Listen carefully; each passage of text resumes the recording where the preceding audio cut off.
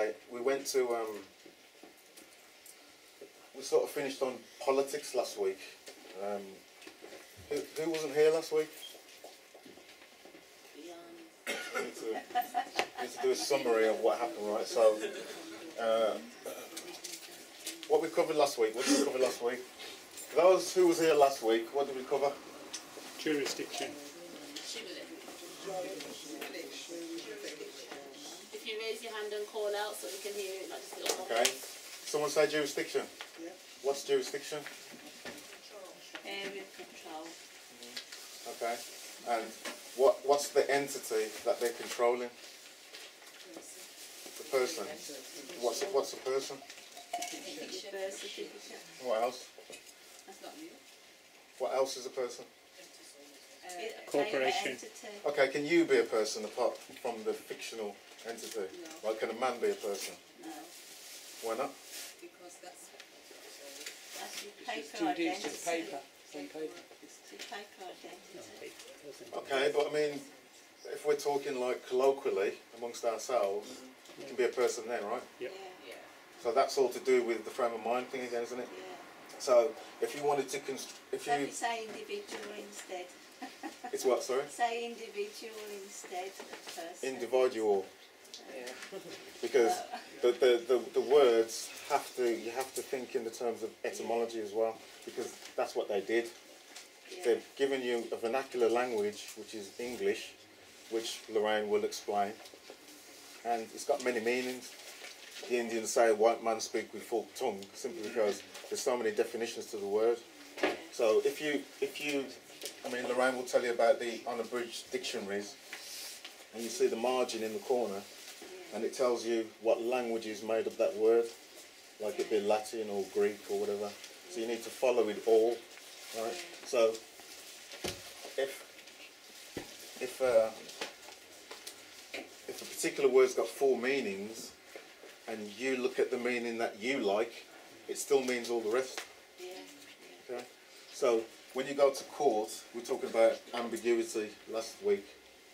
There can be no ambiguity, no grey lines, no grey areas, because the words need to mean the same to everybody. Well, otherwise you wouldn't get anywhere, right? So the person is being controlled, which is the fiction, and my ideology is that the government is fundamentally good, right? The system that they got is inherently, it's very old, but it's just been corrupted, right? So the concept of government is fine, and if you understand the benefit of having a person, then if you're walking around, I'm a woman, I'm a man, you can't just be, I'm a man. Everyone needs a name, you need some kind of identity, right? And you need to be able to commence in commerce without doing injury or harm to yourself, right? So if I have one of my companies, Pro Cleanse or the nightclub or whatever, it's the club is an entity, and I'm playing the role of managing director or CEO, yeah? But that's not me, it's just a title, a character.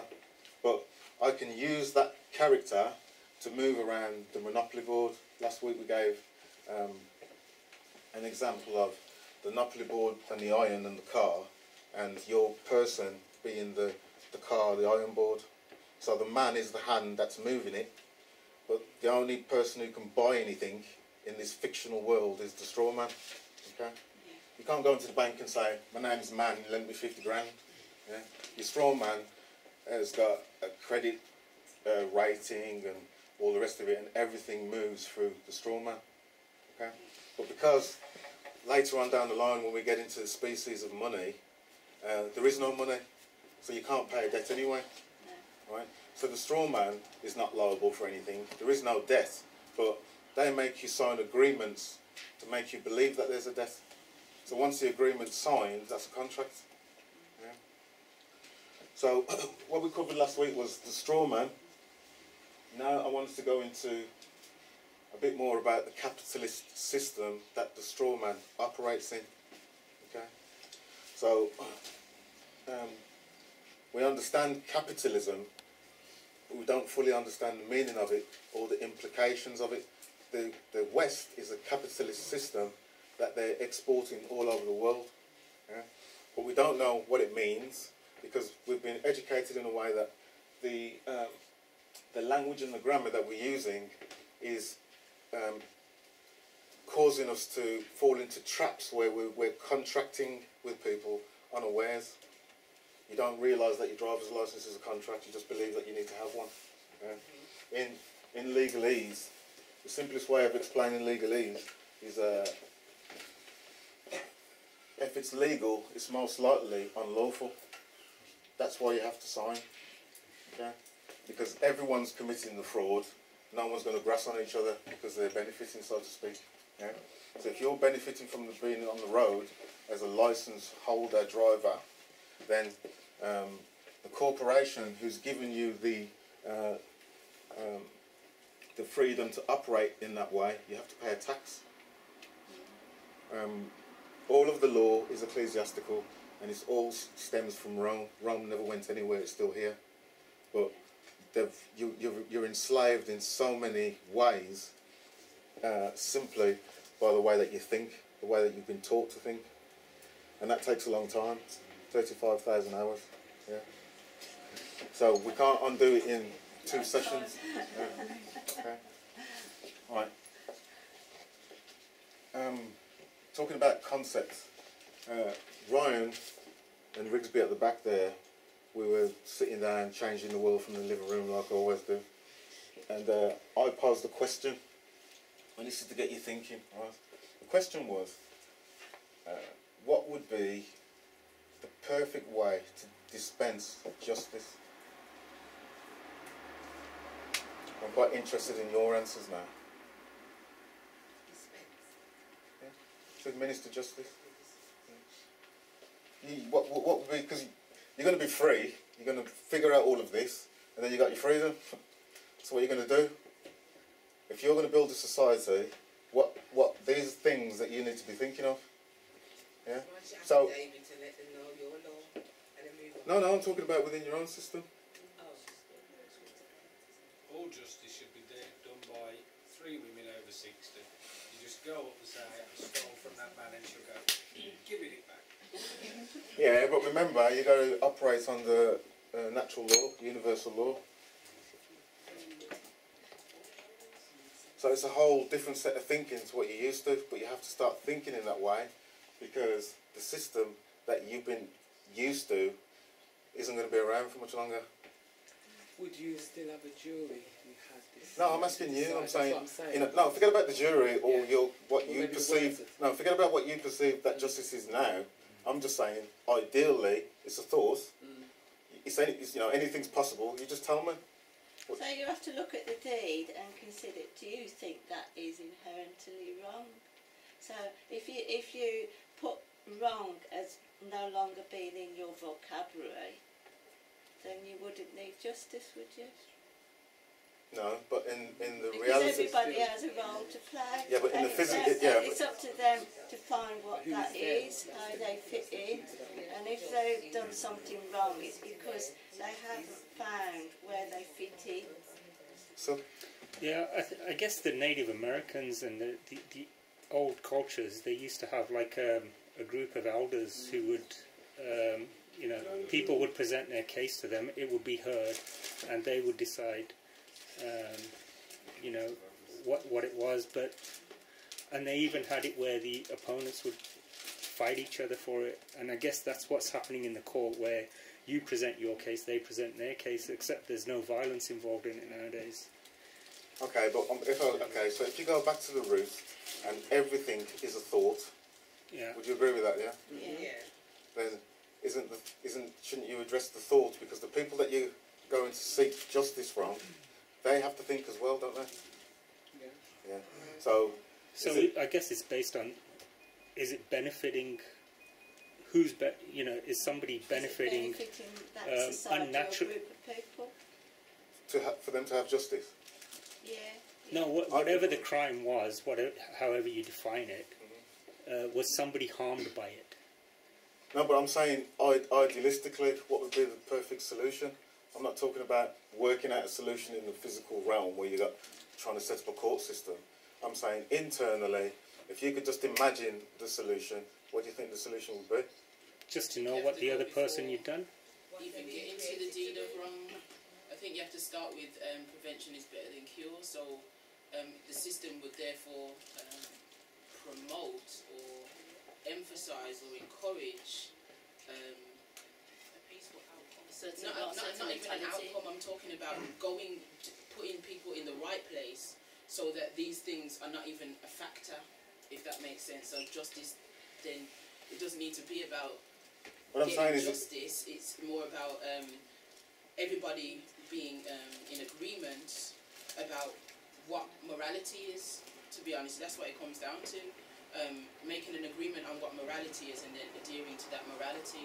The justice wouldn't come into it if everybody was on the same page where morality was concerned. so. How do you get everyone onto the same page? People have to. It's about studying not just natural law in terms of what should come naturally to us, but understanding the intricacy of natural law as well. How it can be everything in life can actually be measured. Scientifically, if you want to give it that umbrella, but it can be measured. So it's about understanding those cosmic laws that are the same in the universe as well as in the body, and going from there. Once everybody understands that basis of law on that level, then everybody will be on the same page about where morality is, and then the justice side of things won't even really be a factor. But if it should arise that somebody has gone off the rails, there's other ways to deal with things. For example, in I think it's Namibian culture, the mother finds a song for a child before she even conceives the child. That song is sung to that child every time they fall over or if they do something wrong by the whole community. The whole community knows that child's song before the child really even knows it. So every time that child goes in the wrong direction, the community there or whoever's around knows their song to sing it to them and let them remember who they are and what they're founded in. So if we had a society that worked in a way that is completely opposite to this one, which is we worked with the future or progression in mind, then you were already considering those things, and justice won't really even come into it in the same context as it does to now. Well, that's that culture that you mentioned with the song is a good. It makes me understand that they understood about the spiritual self as well as the physical self, because ancient cultures tend to understand the importance of resonance, and they understand that light and sound is what builds everything. Yeah. So what I'm saying is that natural law is a good platform to bring everyone together. Would you think then? Yeah. So it's a fundamental understanding of natural law. But there's been much wiser people than ourselves who haven't been through the indoctrination, and they came up with common law, which is what this country is, and which is what most free land masses were until this capitalist, socialist fiasco, which isn't real anyway. It's just a method of implementing certain things. Yeah. But so under common law, it would be my rights stop where yours begin, right? So I don't want to commit any harm to you. All of the things I don't want done to me, I don't want to do to you. Yeah. So, but then with this legal system and with the development of the ego, you've got things like, you can't own anything if it's not tangible in this realm, right? But they've patent things and give you an ideology of things that aren't tangible. Like someone's reputation, someone could spend a long time building a reputation. If you're in business, you want to have a reputation of being honest, on time, good quality, all of those things. But someone can destroy a reputation in an instant, right?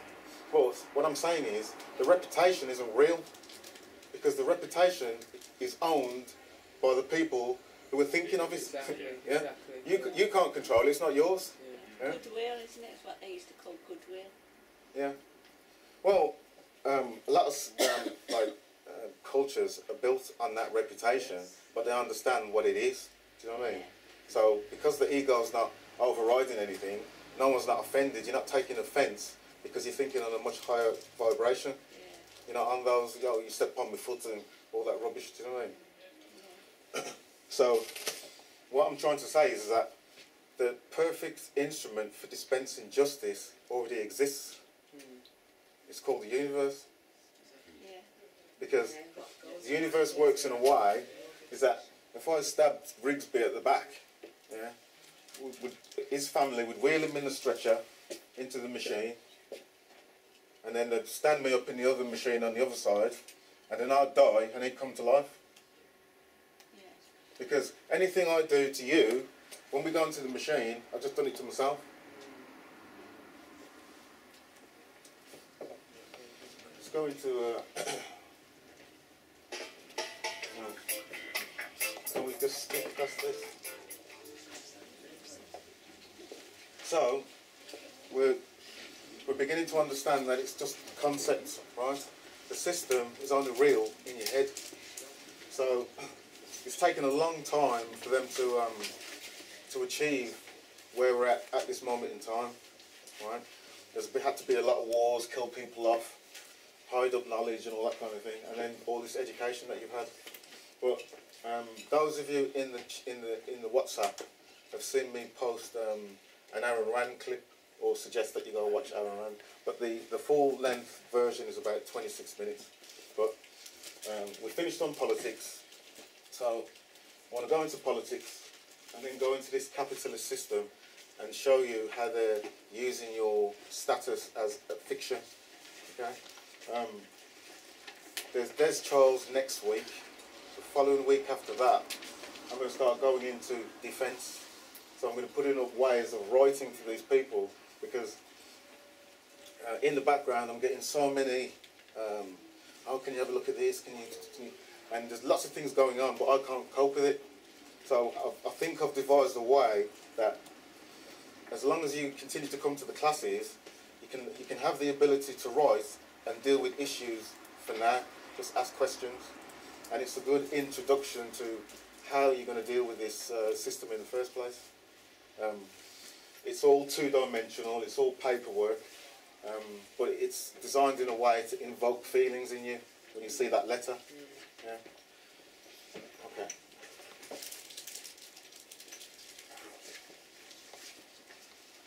Politics, what does this mean?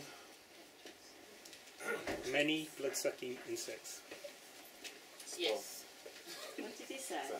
That's the etymology. What do you think that means? Hmm? Something to do with government? Eh?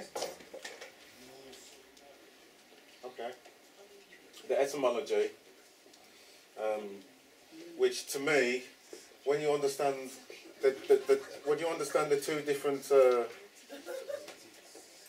the Sibyllith system, which is keeping the legalese system in place, and the lawful system. But when you understand the meaning of words, you operate in the lawful system on the private side, but then the slaves and the chattel don't know what you know, so they operate in the legalese system. Do you understand? Yeah. So it's not that the system's inherently bad, it's just that they've educated you to be a chattel and not the man or the woman. But the people who know that they're man or woman operate on the lawful side, and they've tried to take all the knowledge away of how to have a wrong corrected if someone does you a wrong. Go seek legal advice. Well, if those of you listened to me on the BBC the other day, the guy saying to me, well, you know, what legal background training do you have? You know, you should listen to you with caution and all this kind of thing. When in reality, if I wrote you a document in Chinese, and I said to you, you need to understand that Chinese, and if you don't understand Chinese, go speak to a Chinese interpreter and get his advice. Yeah? Well, that's all well and good, because you could go get the advice, but it doesn't mean you have to take it. Yeah? They're not telling you to take it, they're just telling you to go get the advice. Because legalese, you're under no more obligation to understand this than Chinese. And why would you pretend to understand something you don't? Okay. Oh, sorry. Let me just...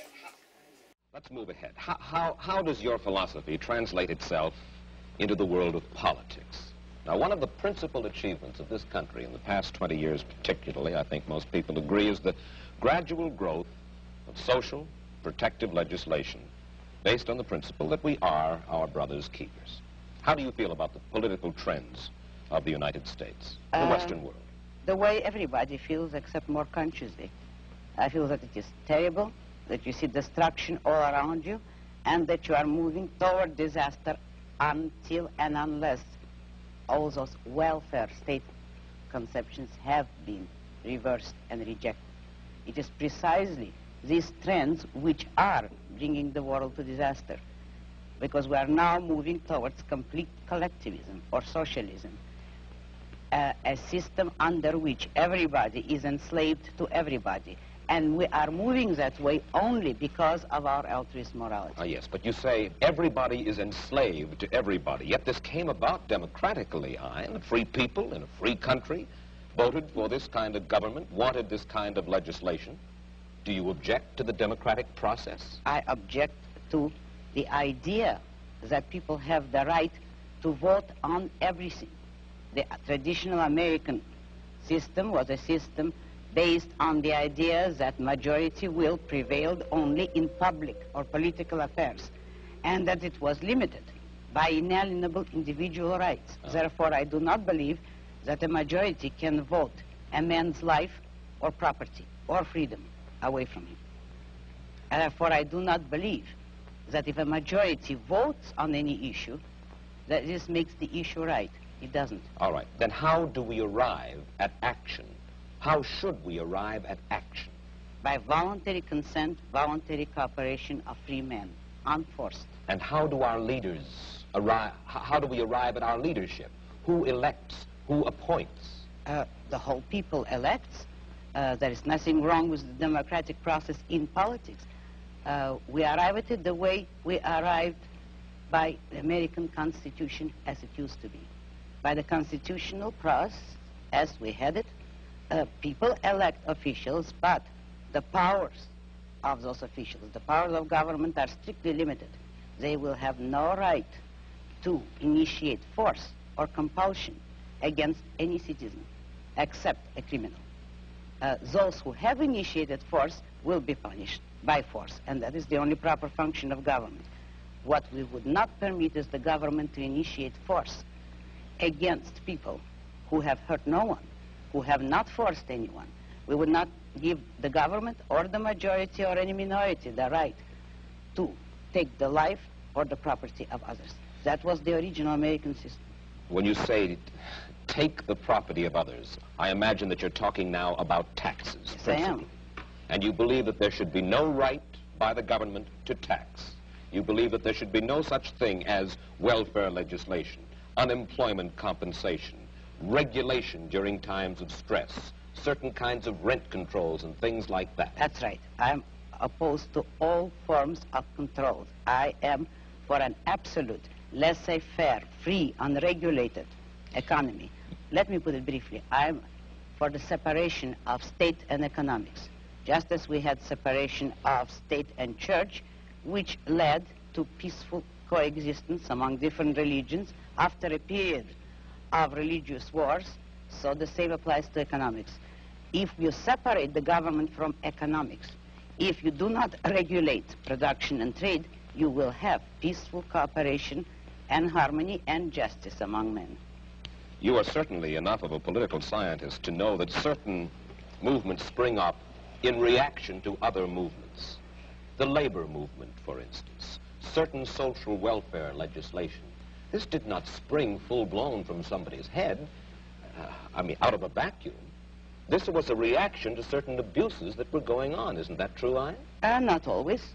It actually sprang up from the same source as the abuses.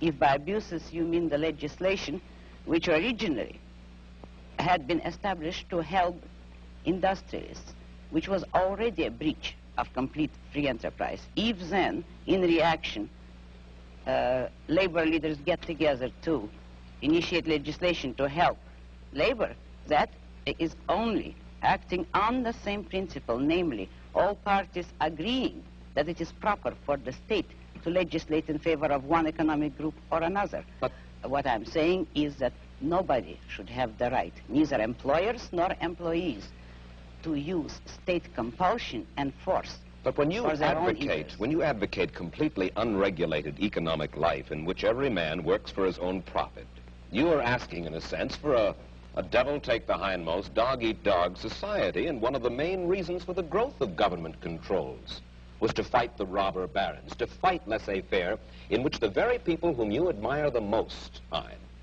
the hard-headed industrialists, the successful men,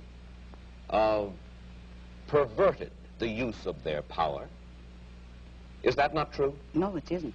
Oh.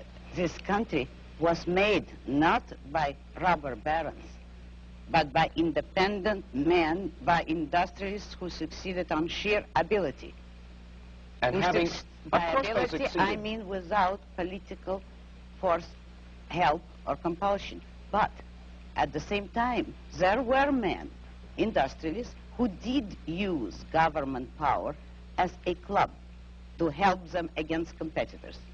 They were the original collectivists.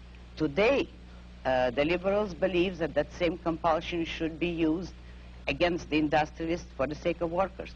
But the basic principle there is, should there be any compulsion? And the regulations are creating robber barons. They are creating capitalists with government help, which is the worst of all economic phenomena. I think that you will agree with me when I say that you do not have a good deal of respect for the society in which you and I currently live. You think that we're going downhill fairly fast. Now, I would like you to think about this question, and you'll have a minute intermission to ponder it, and then come back and answer it.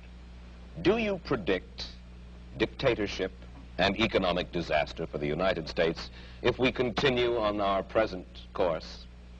Do you? And we'll get Ayn Rand's answer in just a moment. Well, do ya? I mean, that was 1959. So it's like an incremental thing, like a bigger picture that we seem to be living out now because they've done it all. Yeah. So how do we undo it? Is there too much light shining on this thing? Can you see that? Just about.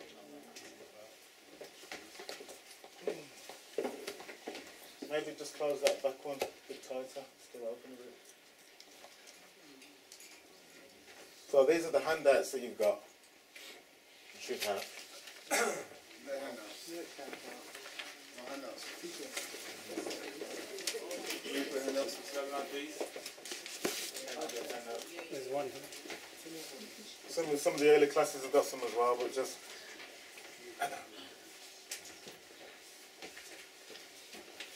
Okay, so in the education that we've all had, you just think, oh, I need a capital letter for this and a capital letter for that.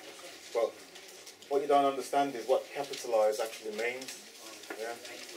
So the meaning is just simply to take advantage of, profit from, turn to account, make capital out of, maximise, benefit, exploit.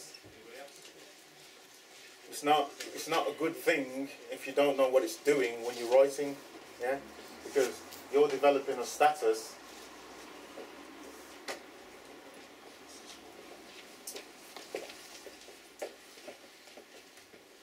You're referring to yourself as this. Even though that's correct, it's grammatically wrong because it's a capital I. So you're saying that you can capitalise on me because that's what capitalism is. Yeah, they do it through.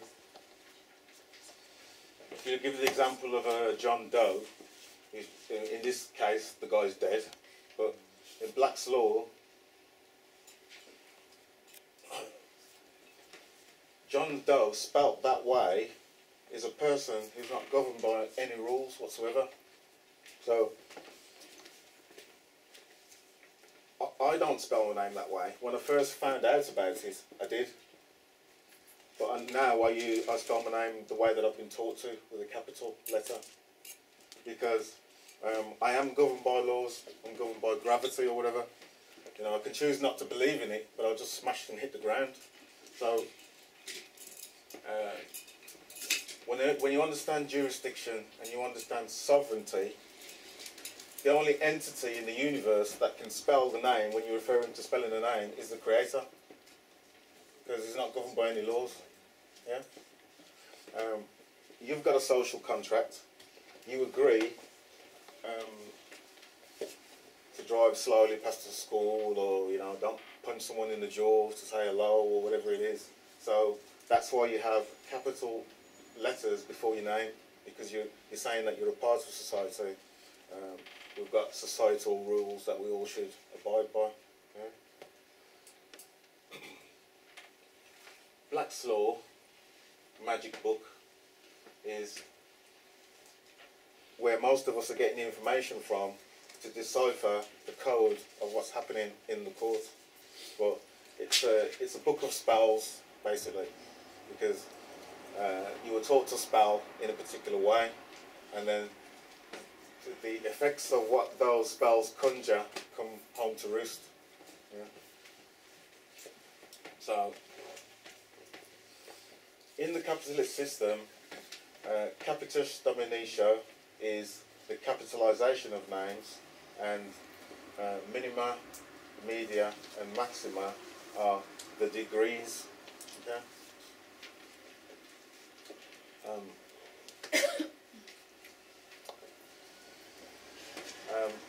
With the capitis dominatio, it's always to do with the diminishing of status through the name, whether it be the middle name, the last name, and their reality.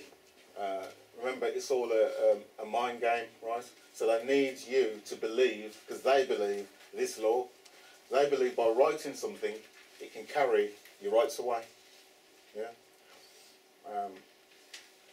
So in Roman law, it's the diminishment and it's a personal loss of status, whether it be through the family or citizenship. So the degrees of loss now, if you go to the court, you go to the board, you'll see your name on the board telling you what court you're in, and it's got varying degrees of the way that your name is spelled. Have you ever noticed that? Yes. Yeah. So sometimes it will be your last name, or the middle name, or all of the name, or the first part of the name. This is where it's relevant. This is where they're getting it from. Okay. Rena? Which from the top.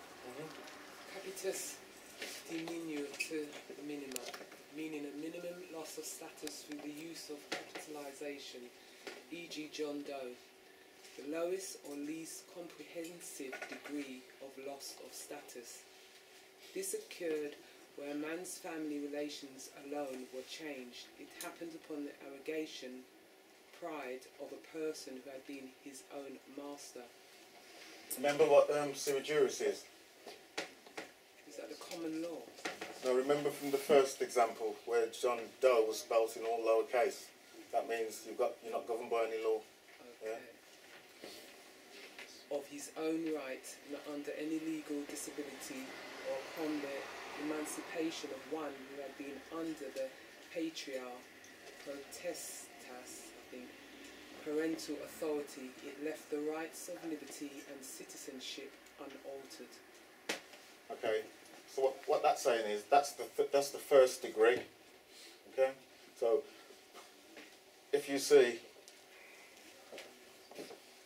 your name spelled like this, the way you've been taught that your name is spelled this way. Let me use me.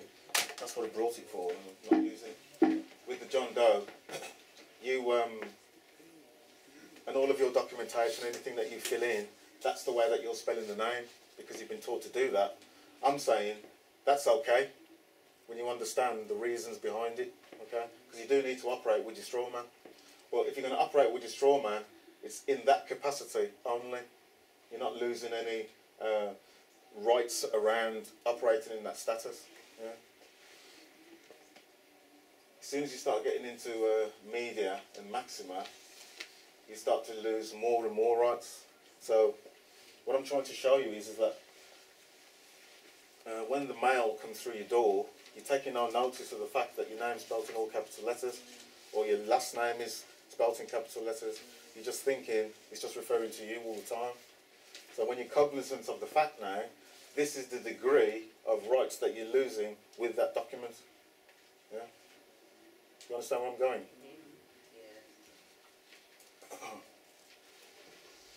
I mean, this is what I'm trying to say. Look at this word here. Is that word in the context of that sentence based on reality? Yeah. It's in the law book. So this is what I'm trying to say to you. When you do that, when you start looking at the etymology of the words, you start to understand how these people have wrote all this stuff, and it's all ecclesiastical, all of it, spiritual plane. Like a letter I've got from H and Revenue, my name's all in capital letters. Because sometimes you see it as the first letter, like the miss, will be capital M and then small caps ISS. So why does the tax specifically do it in capital letters? Because you can't be taxed. A man can't be taxed. A man doesn't pay to be on the earth. What a corporation does. So they had to turn you into a corporation. Because a corporation can only talk to another corporation. Man-made corporations, it's a fictionless piece of paper. You can't talk. Yeah? So with the education system that you've had, they made you used to looking at that letter and being a surety for the person in that particular contract or them trying to contract. Yeah? So you answer to this all capital letter name believing that it's you, but you're being liable, you're being held liable for contracting. Because it wasn't writing to you anyway, that's why they spelled it in all capital letters. They told you in school your name's not spelled in all capital letters. Yeah? So you're foolish enough to believe it, fine, pay them. Yeah? That's the way they're working on it. Roman maxim, you know, ignorance of the law is no excuse, and you know, they've just got so many different ways which what they're saying in those maxims are true, but they make sure that you don't know about them. Is there a difference between ignorance and nations? And nations? Yeah, not knowing that you're ignorant of the law. Well, well, if you don't know that, you know that. See, when you're ignorant, you know that you're willfully not knowing that thing. But if you don't know that you don't know, that's a different matter. No, ignorance is just not knowing. That's what it means. That's what it means, though. No, but that ignorance is to know that you don't know. That's You haven't French. taken the time to learn. That's the French meaning of the word. Is it? Yeah. That's the Dublin Century, because how can you, if you know something, then you know it. No, How can you know that you you don't. I know that I don't know how to build a free energy device. There are other people who don't even know that there is a way to build a free energy device. Yeah, but what you're saying, what I'm saying is, I'm saying you know that you don't know the law. Yes. But if you wanted to build the energy device, you go and find out how to build it. Yeah, but you'd have to know that there was a way to build a free energy device. Yeah, I know what you're saying, but what I'm saying is, when they, like I say, you have two educations, one you're given, more importantly the one you give yourself. So they educate you, then you're a man. So you're saying that... No, they indoctrinate you. Okay, fair enough, Which is a different thing altogether. But at the end of the day, you can't be blaming someone else for what you do. So if you don't know that you didn't have an education and that you were being indoctrinated, then is that the same as ignorance? I think it isn't. No, all I'm saying is, in the Roman maxim it says ignorance... Oh no, that's what I'm saying. Is there a difference between ignorance and nations in that case? And I think there is. But there's no such thing as a nation, is there? No, nations. There is a word, nations. You'd have to look... Oh, God. What does it mean? NACIS. What does nations mean? Anybody got a dictionary? Google it. So it means not knowing as well? Not knowing that you don't know. Because they have a word in French, ignorance. It means what Suk is saying. It's not knowing that you didn't know, which is different to being ignorant. And I think that's a key. So ignorance is like synonymous to innocence, so you're saying that? Because if you don't know, you're innocent. I guess you could put it in that way, yeah. It's total innocence, isn't it? Well, the Hebrew root of sin was not knowing. Not knowing that you don't know. Just not knowing altogether is the root of sin Is it? in Hebrew. I think. Okay. Anyway, sorry to distract you on that. No, but I think there what is you're something saying there. is relevant in reference to customs, because if you've built a society and you've got certain rules within that society, then you haven't done a wrong until someone says to you, well, look, if you do this, it's going to result in this, and it's wrong. Yeah, because you do something through ignorance, it's not wrong if you genuinely didn't know it was wrong. Once you know it's wrong, then it becomes wrong. But By knowing it was wrong and still doing it anyway.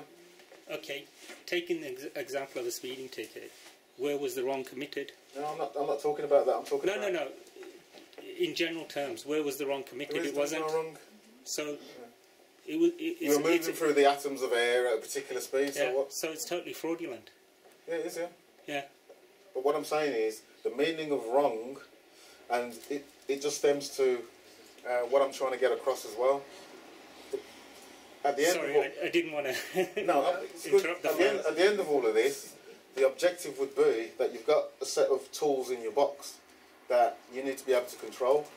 So how are you going to control them? So what I'm saying is, if you look at Scripture and the Lord's Prayer, there's two different versions of it. And that's how they build this system in the first place. One says, forgive of trespass, and another one says, forgive of debt. Right? Well, you can't build a debt-based system if debt should be forgiven. Do you understand? So they changed it from trespass to debt. I mean, from debt to trespass. So, in this system where it says if your brother's done you a wrong, go to your brother lest he bring you before the magistrate, is that the only reason for a court is to deal with controversy. If you can deal with things privately, there's no reason for court. Yeah? So, I suppose, with the reference of the Lord's Prayer, if you've advised someone that they're in the process of doing you a harm, and they say, okay, sorry, didn't mean to do it or whatever, or they don't care and still do it anyway, that's when it becomes a wrong. And that's when a man makes a claim, as opposed to a fictional entity, person, making a complaint. Okay? Alright. So, this is a maximum loss of status. And this just stems from an example of a Roman soldier. Actually, just taking that back, that is ignorance, to do something knowing that you're not doing it, with the full knowledge that it has an implication. Now you're being ignorant of the law. Mm-hmm. That isn't right, which is completely different to nations. So I think there is a case to be made for differentiating between ignorance and nations. I mean, there's a reason why they use certain words, isn't there? Why do you think they used ignorance? Because you're ignoring. Yeah, no, because you'd be ignoring something, but people are under. But you'd have to be aware that you're ignoring it. Aware of it, exactly. So, like, they say ignorance, but it implies that you don't know what's going on. That's why they use it. So it's one of those. Yeah. So but it does imply that you don't know what's going on because you don't. No, it implies that, but the true meaning is that you know what's going on, but you're ignoring it. Ignorance. You're choosing not to know about it. So most people think when you say ignorant that you don't know, when you're supposed to actually know, but you're just ignoring it. So. And then if there's a wrong being done, and someone sees the wrong being done, and just carries on walking, you're considered of instigating it as well. Yeah. Condoning it. Yeah. Just as guilty as the guy who's doing it. Yes. Because it just goes back to the social contract that we're talking about, and the concepts of what you're going to do, how you're going to build this society. I mean, I'm watching it play out on the WhatsApp as well, because Claire will tell you, and Andy, Guy Taylor's got he inherited a manor house. What's the manor house called? Bodnam. Bodnam Manor, yeah. So Andy took a day off work or whatever, he picked me up and we drove down to Hereford.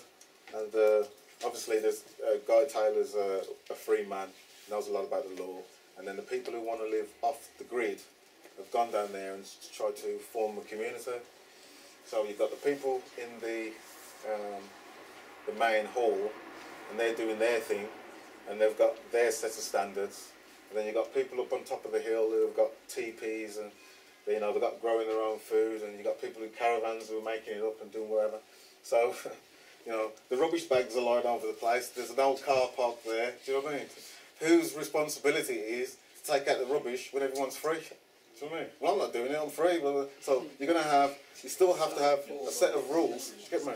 So this is why I go back to the government, and I'm saying, fundamentally it's good. It's just that the people who were put in positions of trust, well, you know what they've done. Yeah? So that's the maximum loss. So these are all varying degrees of how you're going to be corresponded to in this free two-dimensional realm that they're in, which is always going to be on paper. In reality, there's a paper and ink dropping through your door. That's it. But all the indoctrination has built this up to be something to be feared majorly. Yeah. So once we get over the class of next week, I need to go into the letter writing and show you how to defend. And then we need to show you how to be a prosecutor to put your claim through. And then you need to understand how to make a claim from your true status. But as soon as you go into defence, they're going to start seeing paperwork that distinguishes you as a man or a woman straight away, not a fiction. You can see what the maxima is, and capitalise is decapitation. In the days when you used to get hung, drawn and quartered, there's horses at the end of these ropes, and your head's been cut off. That's the letter. That's the an icon or a hieroglyph. They're telling you what the capitalist system is doing. But your true status is this. Running down the road, going about your business, with your head still attached. So in the documentation that you're going to be writing, it's a different mentality. You're not used to addressing yourself as a little I. You're not used to writing and using stylistic grammar based in reality, in present tense. We went into last week some of the words that are in the future.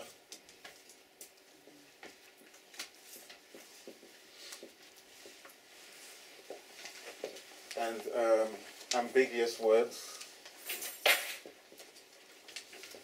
So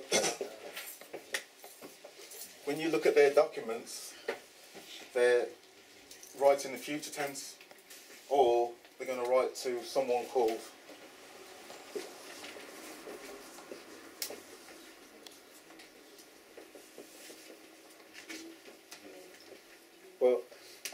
you is plural. Yeah. So Bob Marley's standing on stage and he goes, "How you feeling?" He ain't talking to one person, is he? He's asking the crowd. Yeah. So who is you? And you write to these people. Oh, you're being all polite. Oh, to whom it may concern, dear madam. Just imagine, someone going in the office. Is there a dear madam? Yeah. Is there a whom it may concern? Well, how are you going to expect a reply? You're not writing to anybody. There is no they. Just Bob and Bill and Jane. Yeah. So take all the stereotypical smokescreen away. Pull back the curtain. There's a vertically challenged man standing on a barrel with a loud hailer.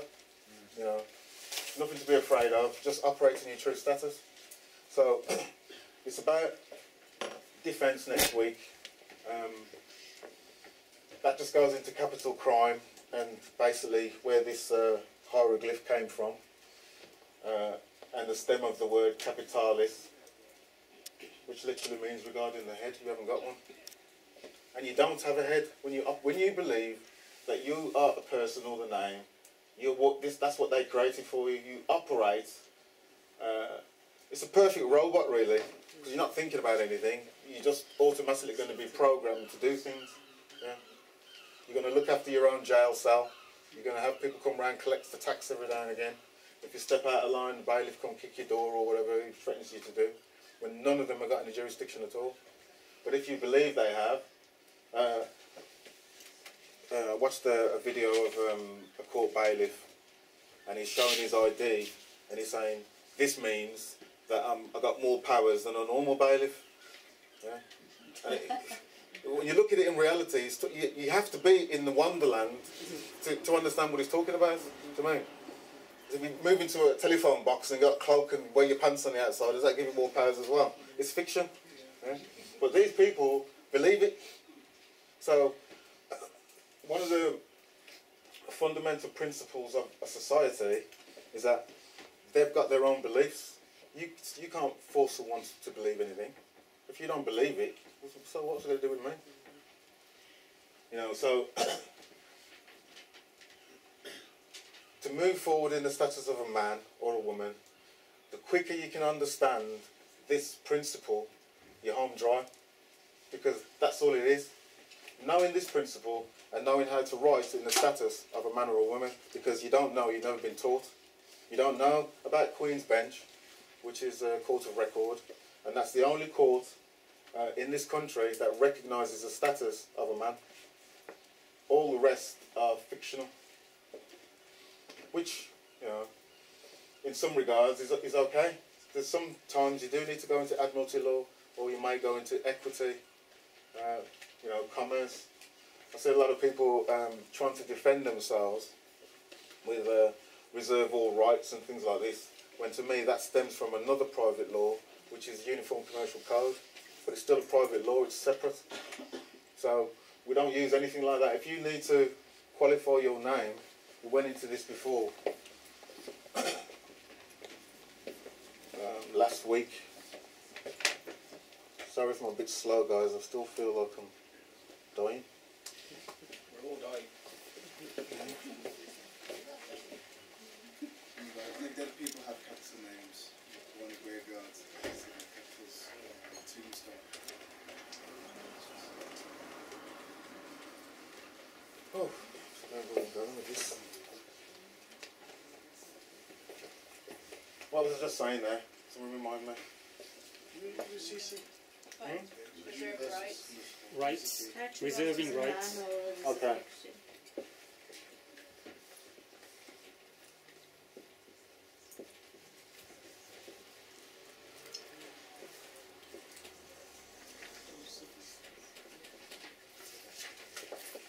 So that's just don't use capital letters. Just do. Then sign your name. It doesn't matter if they don't understand what it means, but if sometimes you might be in a situation where, yeah, you got to sign this, or I'm going to shoot you, or whatever the case may be. You know the way they go on. So just to save the stress, to go about your business, just sign NA. Just means you're under no obligation or contract. Oh, I did that. Yeah, well done. Yeah.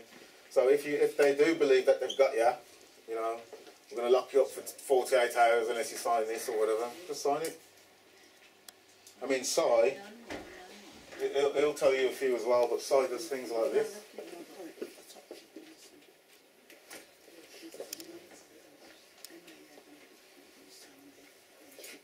And whatever's in between those three dots, you can come back, because it's saying that you signed it under duress.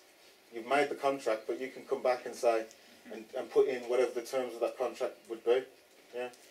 So they're going to lock you up for 48 hours. You say, okay, you put this on there, sign it in. Whatever time you've been there, you can come back and say, well, part of that contract is I want 99% 9 pure gold, 1 ounce for every hour that I was in there. Yeah. We'll go into contracts as well, because remember, what is slavery? If you're going to give Involuntary servitude? Involuntary servitude, yeah? Okay. So if someone wants you to do something and you don't want to do it and they're forcing you to do it and they're not paying you, then it's slavery, isn't it? Yeah? So even in their own system, you've got human rights acts and all these different things, but you're just not thinking in that terminology. If you don't want to do something, you're not forced to do it. The government is going to come in your house, tie you down and put a pen in your hand, but they're going to fool you into doing it yourself. Yeah?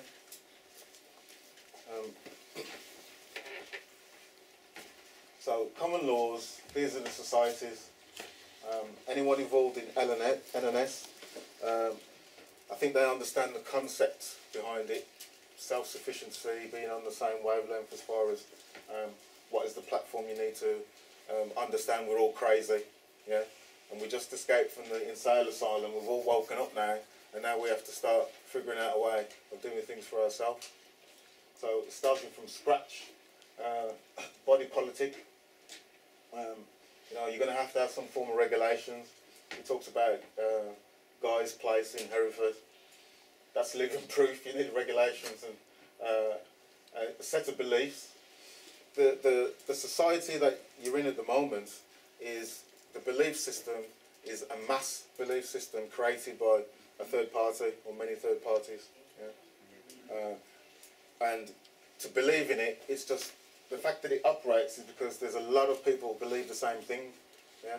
But to be heroic is the man who's walking in a different direction, because he's going to take all the flak. You live in a system where it's self-policed. If you've got no tax on your car, you can guarantee one of the neighbours has seen it and they'll be phoning the police. Do you know what I mean? Or you've done something wrong, someone else is going to be telling them. So it's a collective belief system that has to change. But if you're trying to change it from within that society on your own, I think you're much more powerful collectively doing it together and implementing what you believe. Yeah? So when you start understanding resonance and things, that has an effect as well. When all of you are doing the same thing, yeah? With good thoughts and intention.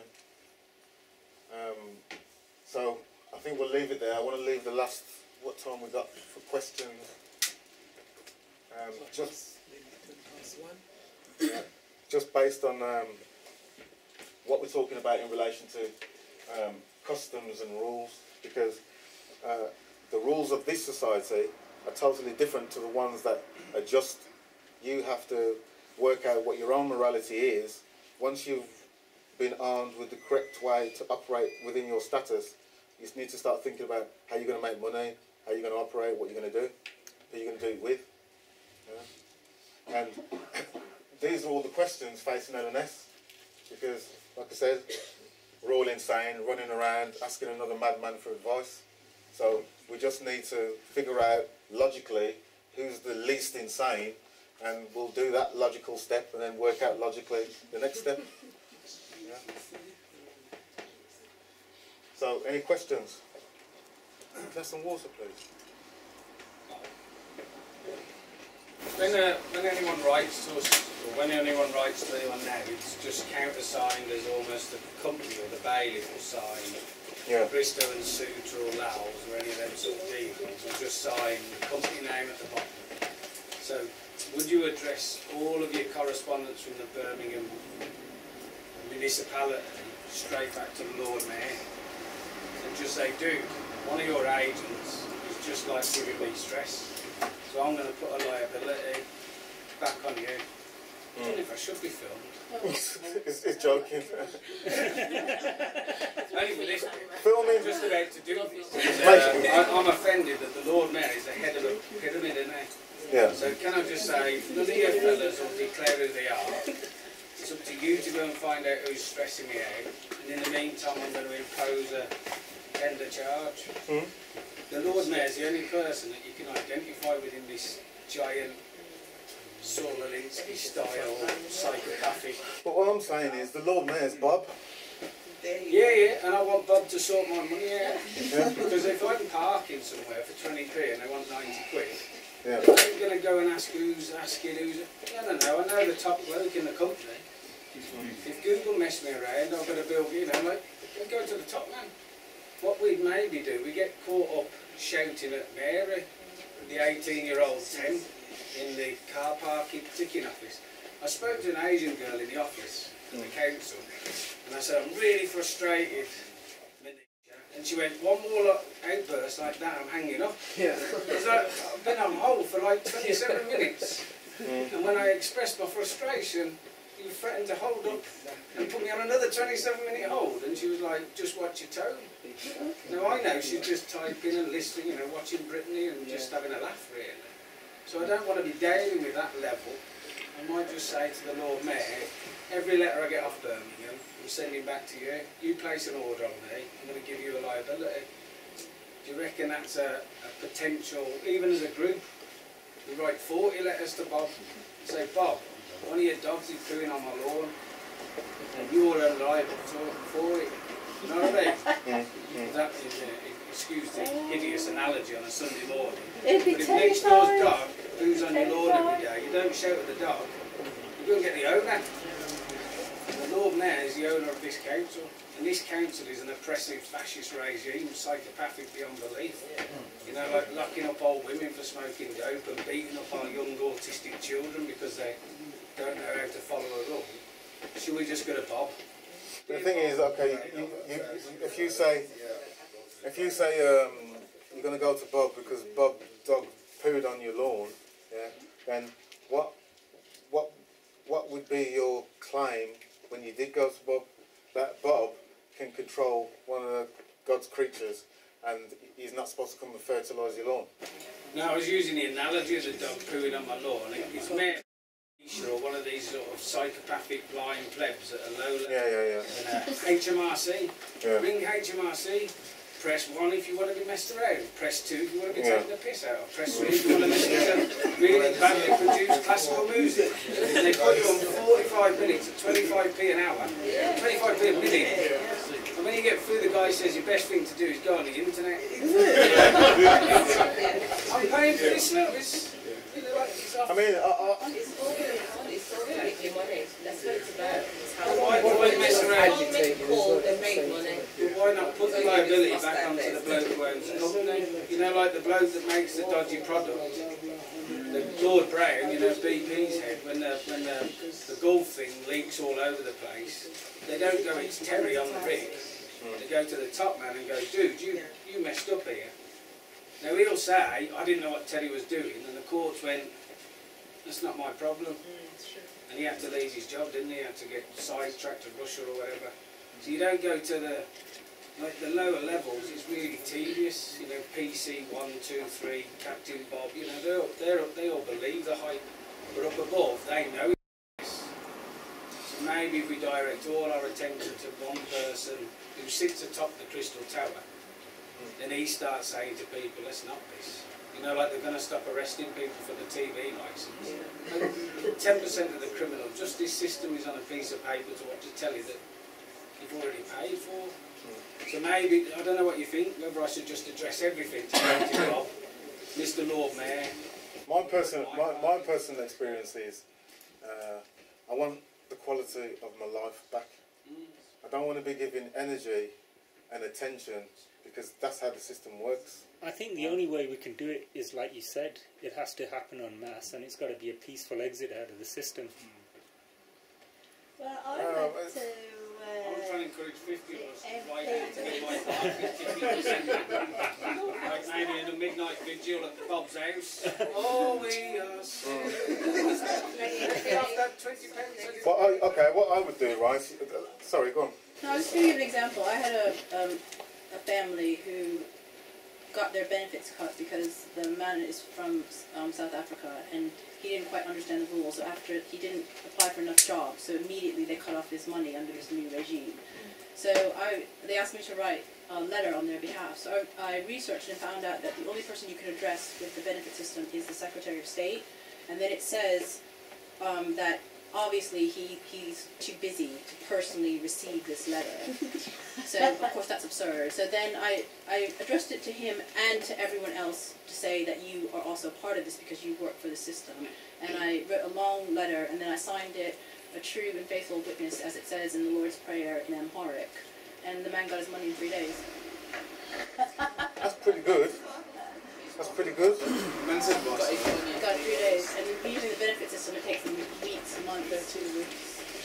Yeah. Well, it's about fishing, isn't it? Because they'll just cast a net, and whoever's foolish enough to walk into it, the lobster trap, then you know. So the protection's built into your knowledge base. It's just that they don't want you to know this knowledge. But I'm going on instinct, and I think that's what you were trying to say, that you're teaching us, but there's a lot of stuff that's intuitive Inherently, in us, and yeah. that's what I went on. And now that you're teaching me to have a proper arsenal, Yeah. then I'll combine the two. Which will Very help. much so. Yeah.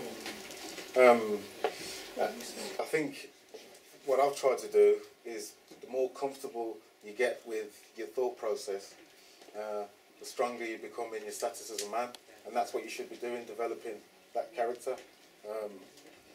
So when it comes to their letters, you know, you're talking about the department.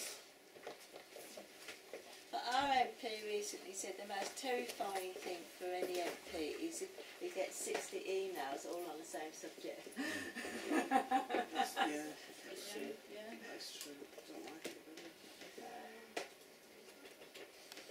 So, you know, they're probably writing to you in your big capitalist whatever, and then there's a computer-generated signature here from the department. Yeah. So, cognizance is telling you that the sign on the door saying Department of Debt or whatever it is can't sign anything. Someone pre-programmed a computer to pump out all this information, and it lands through your door. No human intervention whatsoever.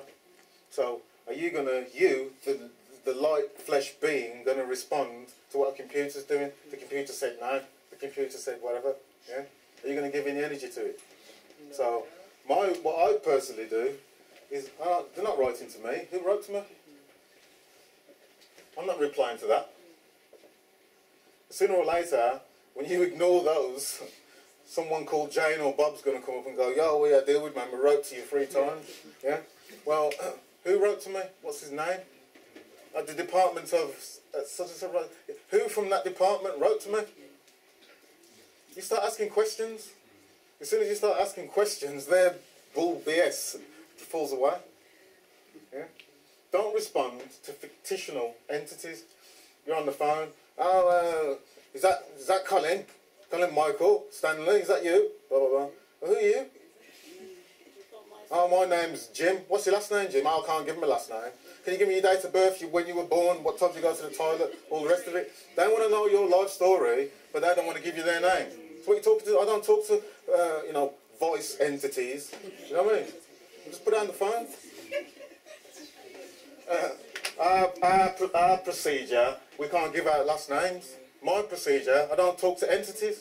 Boy, develop your own set of rules and stand with them. You're not no one's slave. Yeah? So, with reference to these fictional entities, just ignore them. Go play in the park or play with the picnic then.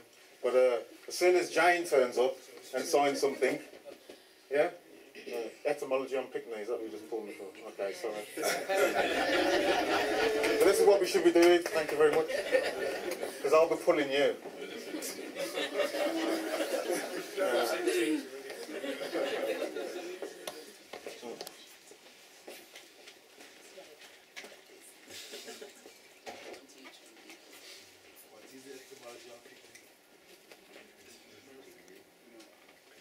Come on, tell him what that is. So etymology on picnic? What is the etymology of picnic? Yeah.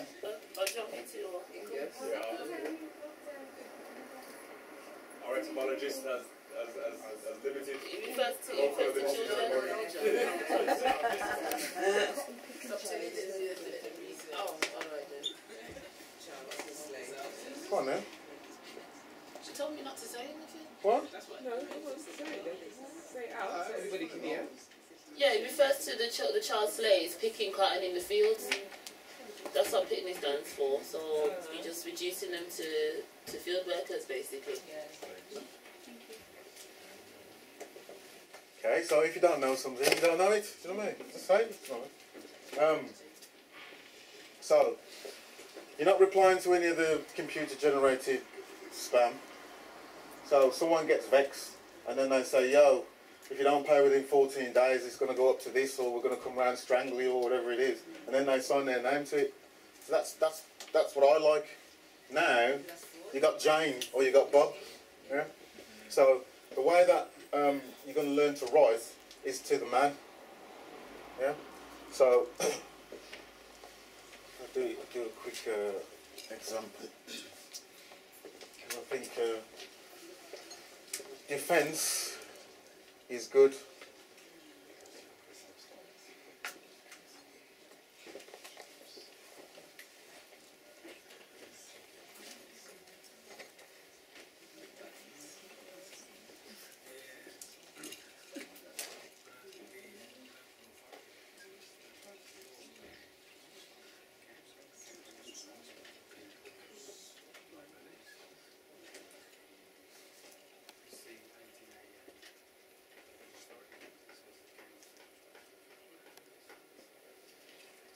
Can you write a bit bigger, Colin?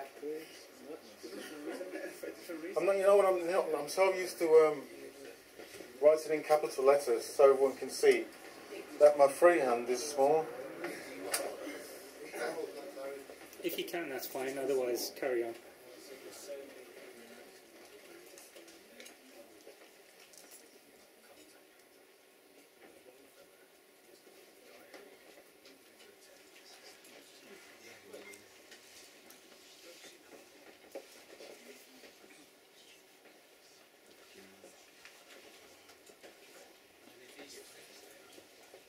Okay, can you see that? No. Yes,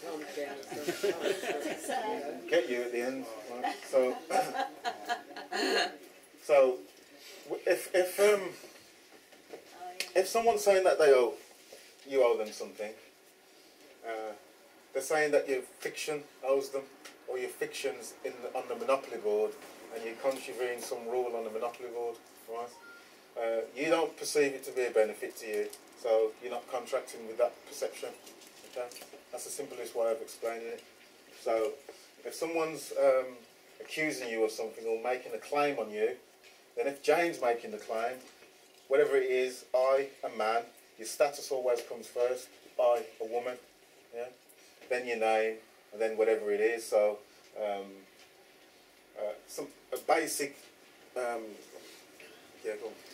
Just to make a further differentiation, would you say Colin of the family Michael? I don't use the family name at all. Okay. So you're saying that's not Michael is not your family name? It's fine to use your family name as long as it's grammatically correct. Yeah. But I don't use it because where in my family would it get the name Stanley from? From your... So I was given Colin Michael by my mother, but who gave them the Stanley? They didn't give it to me. Someone gave it to them, and then someone gave it to them. So I mean, at the end of the day, I don't. It's cool to operate with it. I mean, I could show you how to operate with it, but I don't use it because it's got nothing to do with me. I know that Colin Michael is my property. Yeah? And this is going back to how the birth certificate operates, and the fact that your last family name or your surname is always spelt in capitals, just that name. The rest is in lowercase, because your mum informed on you for that purpose, to create that fiction. So, my surname's double barrel. Would the whole surname be in capitals? what is it on your birth certificate?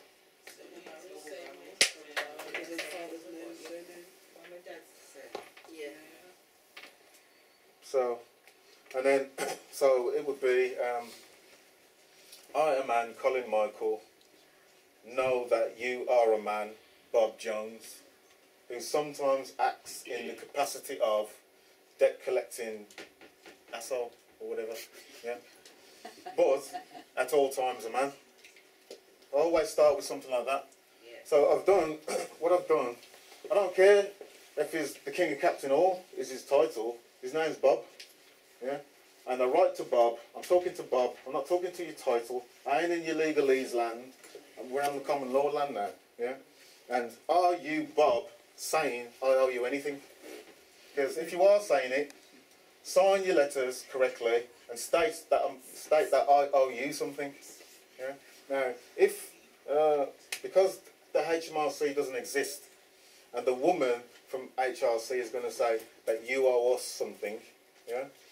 Let's see if she still says it and signs a name to it when you ask her personally, because we know that the HMRC doesn't exist. Okay. You with me? Right, so I don't know how we're going to take this to 10, 12 weeks, which is what I'm estimating, when all it is who's making the claim. Yeah? Are you saying, I owe you something? If you are, put it in writing. If it's a lawful bill, I'll pay it. You know, sorry I did you a wrong or whatever. What wrong did I do? You haven't done a wrong. Well, what did I do wrong then? You drove past that sign at such and such. Did I offend the sign? Who did I offend? Did I not? No. But it's £50. When you pay the fine of £50, where's the £50 going? How's that going to make the wrong that you've done any better? Huh? What's actually happening is that the ecclesiastical nature of the court is that the priests of Baal who were sitting on the bench are saying, come forward, my child, tell me your story.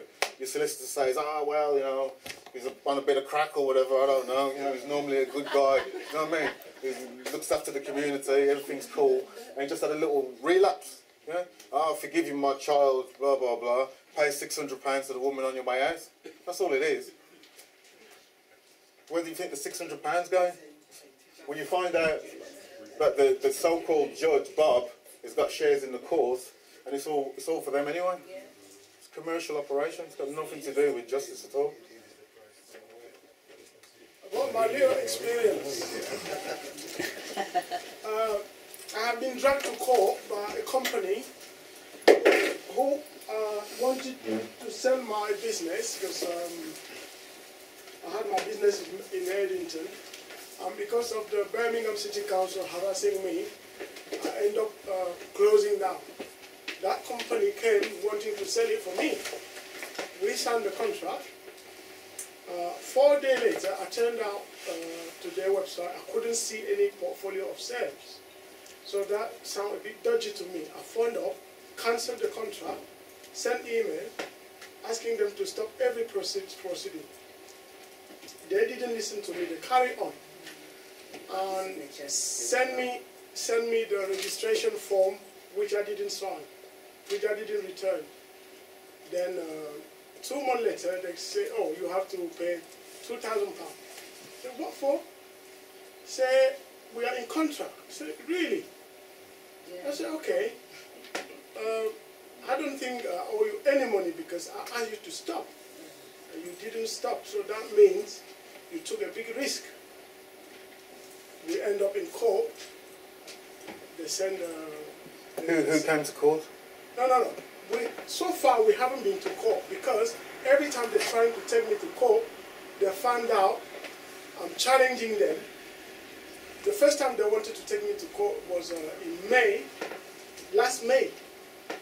I had my holiday to go back home, and I sent a letter to court saying, look, I'm not in the country because I've already booked my holiday. When I went, and then they passed the judgment in my absence. When I came back, I found out, I challenged it, and filled out the form N244. I have obviously to pay £80. Yeah. They set the judgment aside. Then I put my defense to court and a copy to the other party.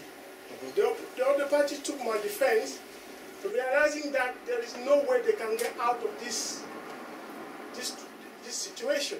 What was the defense?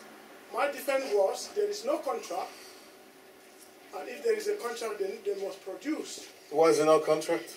Because you phoned up and said there wasn't one. No. I phoned to tell them to stop. Yeah. Because he sent the So what I'm saying is, Yeah. okay, so you haven't signed anything. The only document I signed was the document, Contract agreement. Yeah, the contract agreement on the condition that they have to bring to me within 3 days the portfolio of sale evidence, which they never till today. But they had your signature, that's all they wanted. Yeah, but what are you actually defending? I'm defending that they are claiming money that I didn't owe them. And because I have all the evidence, including the So they sold your property. What happened to the money? They never sold my They property. wanted its property. They wanted to sell it at the beginning, but because I realized they were crook, I asked them to stop, to cancel everything. But they never listened to me. So they've taken you to court with what they're claiming? They're claiming that now that I have breached the contract. That I have to pay £2,000 for the service they provided. At the bottom of the contract, it said we are prepared to work only under your instruction. And I phoned the director. He said, "Look, you are prepared to work under my instruction." When you made the phone call to cancel the contract, what proof did you have of that phone call? Normally they recall. No, I'm talking about you. They're not going to bring evidence that's going to prove your No, case. I have my email. I have my documents sent. My email. Plus the phone call. You can't cancel a contract like that. You can't. Sorry. You can't cancel a contract like that. No. The thing is, the contract was supposed to start 4 weeks later with my registration and with my fee, which I never paid, which I didn't accept. Did you cancel? Yeah, but you signed the paperwork. Yeah, I signed the paperwork. So the confirmation of the contract is with the signature. It's not with the payment. What I'm saying, I signed the document on condition that they bring to me within 3 days their portfolio of sale to complete the process. They never brought it to me. So what I'm saying is, what did they take you to court for? The £2,000, which they said that you owed because of breach of contract. Yeah? When they haven't proved their side of the contract, what they've done for you. Okay, so what I'm saying is, you were in their case, right? Yeah, the thing is, when they had the judgment, I managed to set the judgment aside. Then submit my defense. When they saw my defense, You defended against something that's not existent. say that again. You defended against something that's not existent. You're going on their terms. You're talking on their case and what they're claiming against you when it's non-existent. You're supposed to bring a claim against them. No, I have my claim separately. So why are you still? I got my claim separately. The thing is, I Who are submit you my claiming defense. against? In your claim, who are you claiming against? I'm claiming against them for wasting Who's my them? time. Who's them? That company, the RTA, and all the directors. Okay. The directors. So the company is a fiction, and the directors are fiction. So who are you going to claim against? Yeah, again the individual. The director. The names of the directors. Sweet Edwards and blah blah blah. Yeah, but the thing is, your claim is against the company, yeah?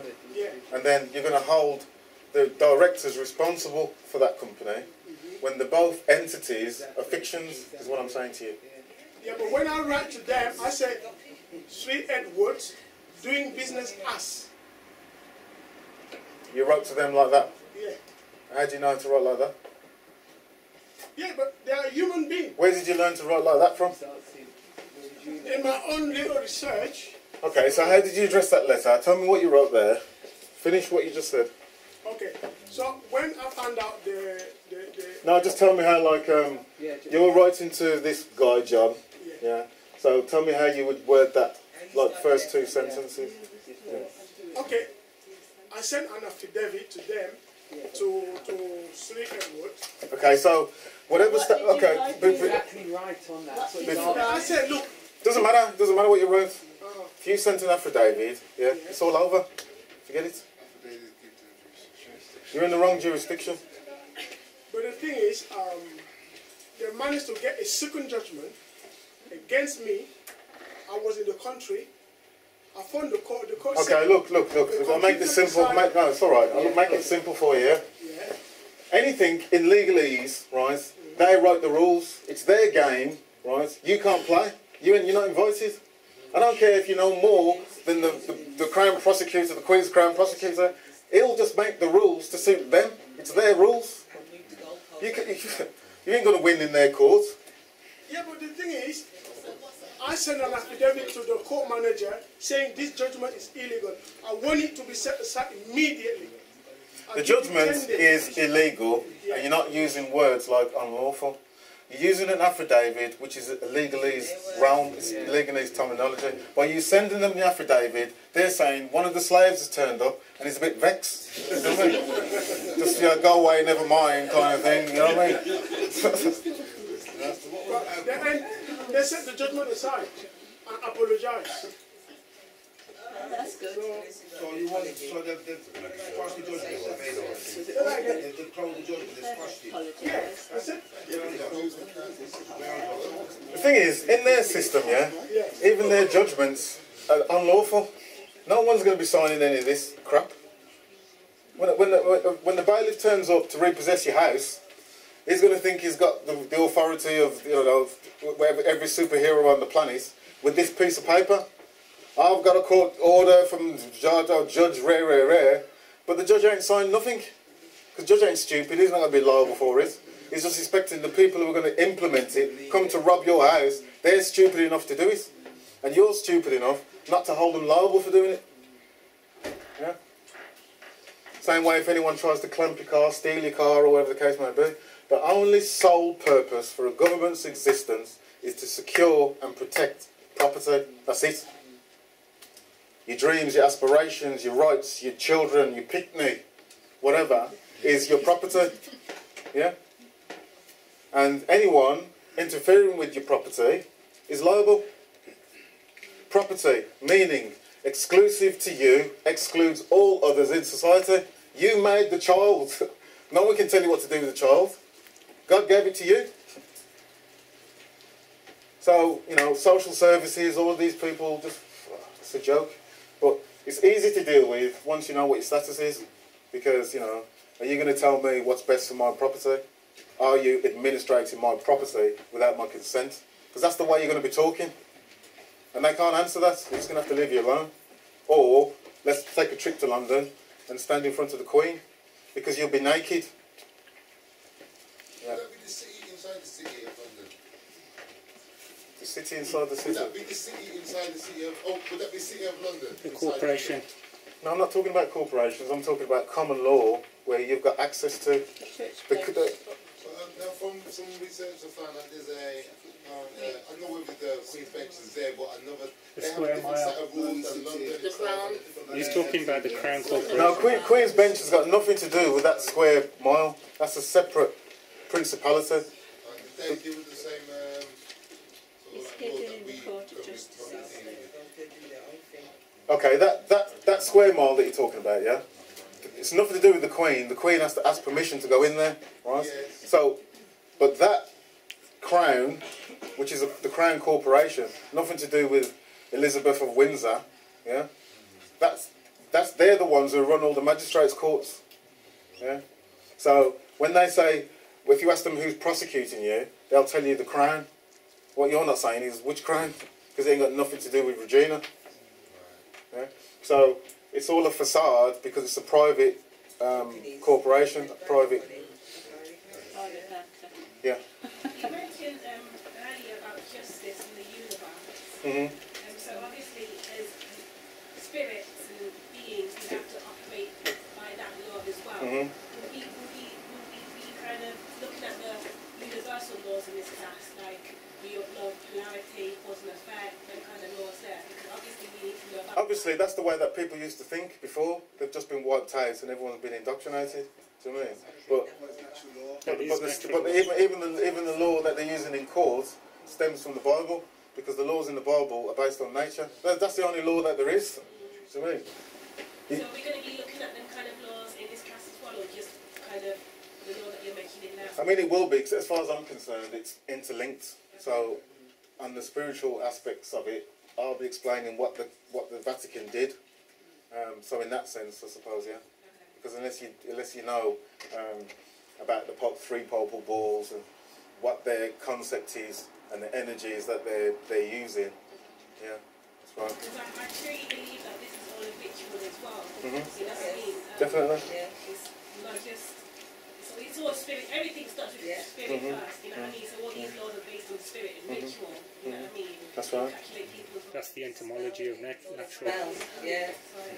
When they write statutes, you can have a look at this because I glanced at it one time. I'm going to have to make a slide out of it. But when you read their statute that's coming down from Parliament, right at the top, it says to the Lords, both spiritual and temporal. Have you seen that? They're on it, man. They're on it. They know how to. They know what's going on. Because these legislation, they have to have power. Yeah. And there's powers that they're harnessing, which you know nothing about. Yeah. Any more questions? What is the court record? You're saying Queen's Bench, but what is paperwork? What is court record? Okay, when they say when they talk about a court record in their system, all it is there's a file in a drawer somewhere. Yeah. Court of record is that only a man can invoke a court of record. Bob Marley goes into the studio. He's got a wicked song. Yeah. It's only a wicked song until he uses his vocal cords and presses it to the record with his vocal cord. Yeah. So then that's placing it into the record, pressed upon the record. So when in the common law jurisdiction, which is a court of record, only another man can press to the record because the fictions ain't got no tonsils. Yeah, they don't exist. Yeah. So in their system, they're always dodging around that question. Oh, the Crown, and oh, I'm behind here, and oh, it's Bob, or I'm the manager of such and such. They never want to be liable for the real man who's going to stand in there and say, I can swear under oath of affirmation or whatever that I saw you walk over, step on my foot or whatever it is you did, yeah? And he did me a wrong. The plaintiff must appear. Habeas corpus, the plaintiff must appear. So the person who's accusing you of something has to appear in court and point you out. Yeah. Right. Because I'm going through the case myself, and the corporate, they signed it as the corporation. Yeah. So when I go there, so the simple fact is, if Birmingham City Council's taking you to court, then I'm going to show you how to write ahead up to the magistrate's court and say, once you appear, you require the plaintiff to be there. And I'm still waiting to see Birmingham City Council, what dress she wears or whatever, if she could say anything. Do you know what I mean? Because the prosecution's going to be sitting there, and a lot of people think that let's take all this anger out on the judge. Are you under your oath? I'm going to arrest you and all this kind of thing. Where it's got nothing to do with him. That prosecutor brought you in there. It's Crown Prosecution Service who pumped up the charge. They're the ones who want the money. So all you got to say to the prosecutor is, do you have any first-hand witness testimony? Yeah. Well, does he have any first-hand knowledge of anything? No. So the case is over there. The judge should be, trying to protect him after that. But you really shouldn't be saying anything because it's all on paper. We'll get into that. But difference between those different jurisdictions is theirs is all fiction, where the tonsils can't press anything to the record because it's all on paper and on files.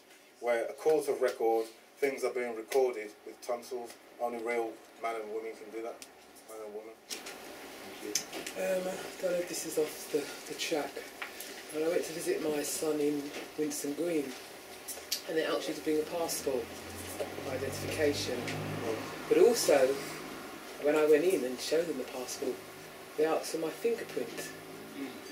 Yeah, because that's what they're doing. Right? So I questioned, I said, why do you need my fingerprint? And they said to me, it's a condition and order. So I said, I understand that you're telling me something, but I just want to know the reason why, because I'm bringing my passport in, and that's what I'm saying, because I wanted to know, could I refuse for them to fingerprint? Because I did. But remember, I was visiting my son. I didn't know that was going to happen, and that it was at a certain time. And I did do the fingerprinting, but I asked them why, and they were saying, why the fingerprint means that the next time I come, I don't need to bring my passport. But then they still said to me, you still need to bring your passport because just in case the computer goes down. So I'm trying to.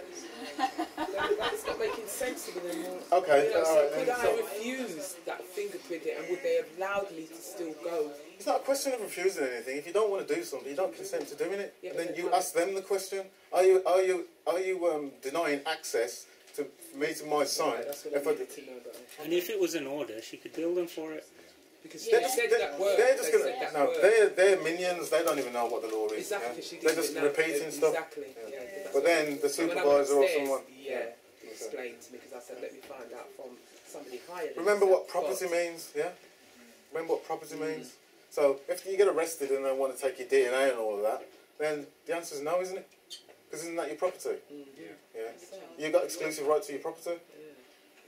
Above all others in society.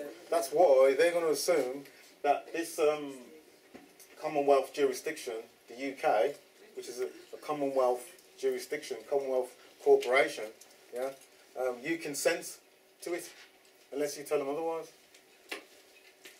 But the minions believe that what they're saying is the law. They don't know what the law is. They just think their rules and regulations is the law.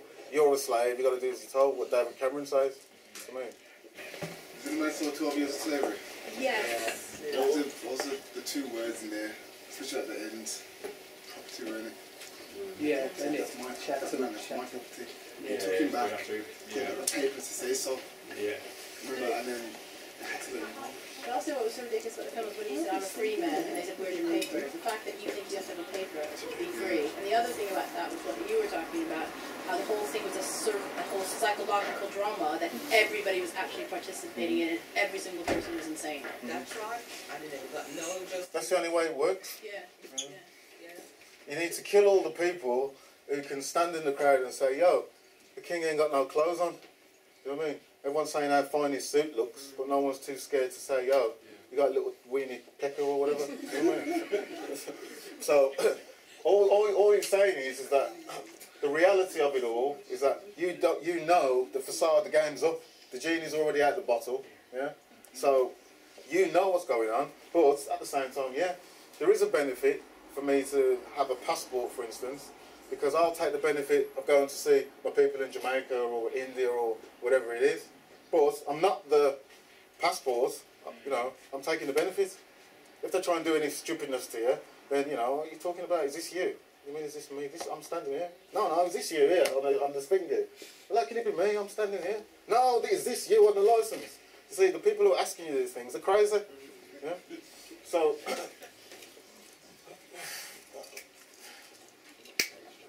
to take a benefit, you take your benefit. If someone's trying to force a benefit on you, basically this is what I'm saying, is this is the ability to, you know, manage yourself or manage your status. It's still on.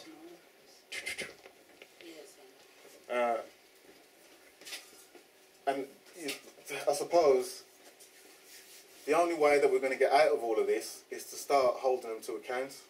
Not because you got this power, I'm going to sue you for this or sue you for that. Because my ideology is the one that's in Scripture is pretty fair.